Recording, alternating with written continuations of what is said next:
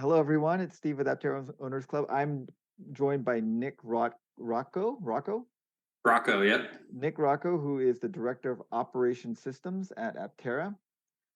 Welcome, Nick. Yeah, thanks for having me. Oh yeah. So tell us what that means. What does Director of Operation Systems mean? And So what is ELM and ERP, PLM, ERP, MES? What does all that mean? so that's the product lifecycle management, PLM Mhm. side of things. So it's That like it keeps track of the different versions of your product. And then what is ERP and MES? So does everyone use these software systems? Like I imagine like large manufacturers all have to use these systems because it gets too cumbersome. Is there like small manufacturers? I imagine that like there's some small manufacturers that don't use these systems, but is yeah, I it pretty mean, standard? And so are you also in charge of like figuring out the assembly line and stuff? So right now it's all virtual because you don't have an actual assembly line. And so you're trying to guesstimate how long like a certain part of the line is going to take to do, right? So like what can you tell us what's happening at Aptera now? Because a lot of it is like we don't have the money to like order all the parts and like actually get the assembly line going yet. So is like what's happening now? Like, are we just waiting for the money? Are there things that you're doing um that to I get mean, there's ready for it? definitely, So is all that stuff still being worked on? Like we were kind of under the impression like the vendors had been found and the quotes have been done, the design is essentially finished. Um, and we were just waiting for the money to buy all the capital and the material handling and the parts and get the orders from all the vendors to start the ball rolling. But that stuff is still happening right now. So does that mean that like let's say someone were to like write a check for like $100 million or something, and like you guys just had you had plenty of money, like we'd still have to wait for stuff to get done before the thing could get going? So I know that there's been a lot of videos lately about what CPC is doing, and they're providing the body panels and stuff, and it seems like they are going to have plenty of capacity to produce the body panels. But you guys are producing the solar panels in house.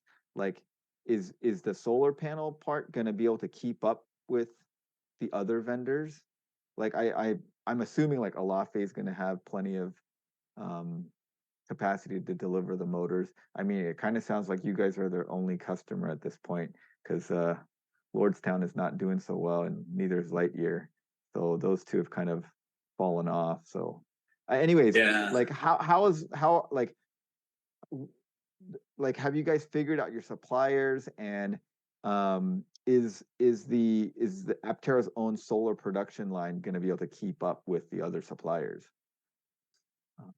Do you guys know like how many people are you expected to hire to run the line when it's going? Like, how many people are you going to need? So, like, roughly, do you have? Can you give us like a rough estimate of like how many people you're going to need on the line? Like, how many assembly stations are there? Are there like 20? I think like that one video you guys put out a while back had like 20. Was it 27 like little stations? And I assume at least one person per station at the very least. Have you guys started buying any of this material handling stuff or assembly line stuff? Now, did you do this kind of stuff at like other companies previously? Or were you doing other things earlier in your career, like different kinds of stuff? Like what's your background? Um, So I looked you up on LinkedIn, obviously, and I noticed that you worked on. Did you work on the Predator drone? So is your background in electrical engineering or mechanical engineering? Like what kind of engineering is it? But now it sounds like you're doing more of like management and software type stuff, right? At Aptera. yeah. So how long have you been with Aptera and why did you join them? Okay, so I have a couple of questions that people from the channel wanted to ask you. And so Okay. go ahead and tell me like don't know, can't say, or if you have the answer, we'd love to hear the answer. Do you know, so originally the Aptera was supposed to weigh like at the bottom end was supposed to weigh about 1,600 pounds, and then of course with the bigger battery, it's going to weigh more. Do you have any idea how much the launch edition is going to weigh? Can you tell us what companies like PLM, MES, like whose software are you guys going with? Like what package? Now, Interratio, they're based out of San Diego too, right? And do and like they work with their software is used by other companies as well, I would imagine. Someone wants to ask, how far into production are we, and what steps need to still be taken? So the next question kind of builds on like if you got the capital, how long would it take to get to production? Like if you just got it, if you got the capital you needed today. But do you have a ballpark of like if someone were to write a big check, like $100 million check, like how long would it take? Um, how much of the assembly is going to be done in Italy versus in Carlsbad? Like, are they Um, going to ship you guys like assembled shells, or are they going to ship you like individual panels and then assemble the panels here? So then it sounds like the assembly line design is still kind of in flux. a If lot things of like it. that haven't been decided, and is the are the body panels going to be wrapped after the car is completely assembled, or are the parts individually going to be wrapped before assembly? And so as time goes on, things can, I guess the design can still change while we're going.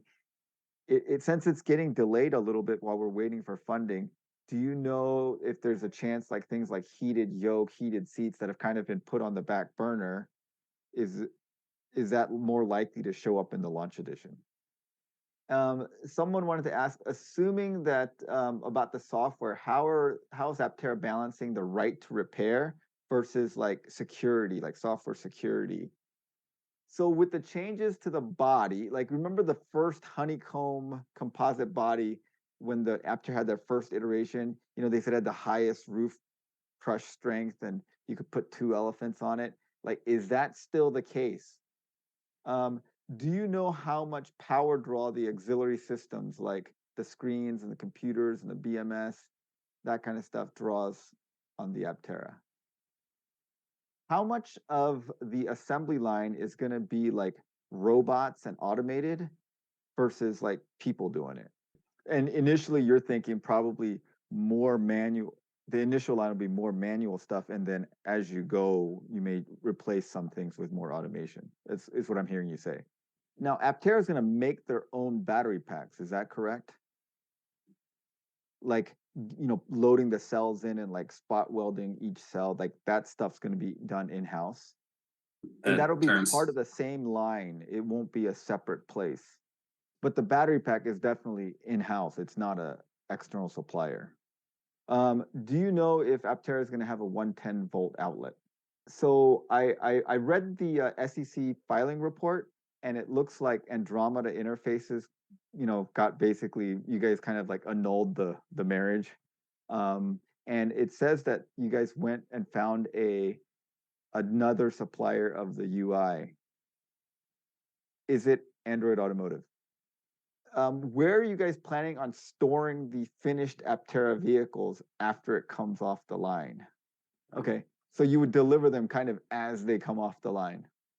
So this question is, other than funding, what are the biggest challenges currently that may delay large-scale production? Unpredictable things? Or is there a predictable thing that's like always a challenge on these things? Are there other companies that Aptera is looking at to kind of follow their production system or their practices? And you said that you've talked to other people, like know like how long certain things take, because building cars is not a new thing, it's a known thing. Is it Sandy Monroe that's given you guys this information, or are you talking to other car manufacturers? Like who are you guys going to get this information and this help from? Right.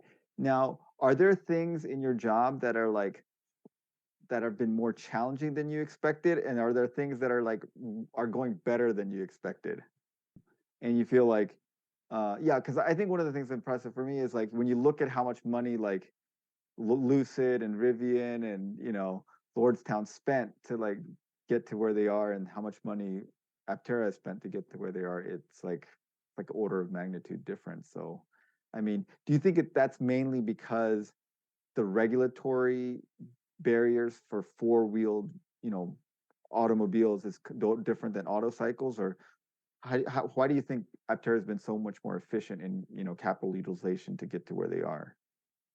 So, what kind of things are you doing like day to day over the last like couple of months? Like, I'm trying to figure out. Like, I think people basically want to know like what is Aptera doing on a day to day basis at this point? Like, is like obviously you're saying that there's a lot of work to be done. Is it still like design work that's being done? Is it like are we still engineering these systems in there?